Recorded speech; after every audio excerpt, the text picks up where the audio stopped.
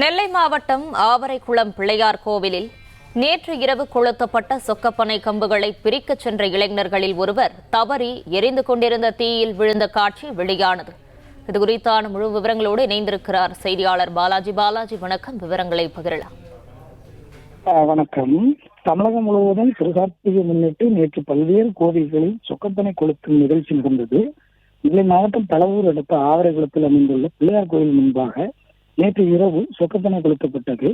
சுமார் 2 மணி நேரம் எரிந்த நிலையில் பனையில் மீதி எரியாத கம்புகளை அகற்ற சில இளைஞர்கள் மேலே ஏறி அதை பிடுங்க முயன்றுள்ளனர். அப்போது எதிர்பாராத விதமாக ஒரு கம்பு விழுந்து விழுந்தது. அந்த வாலிபர் கீழே விழுந்தார். இதனால் அதிர்ச்சியடைந்து அப்பகுதியில் நின்றவர்கள் உடனடியாக அவரை மருத்துவமனைக்கு அனுப்பி வைத்தனர்.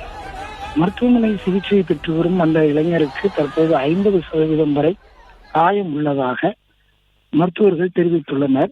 இந்த வீடியோ தற்போது சமூக வலைதளத்தில் வைரலாகி வருகிறது.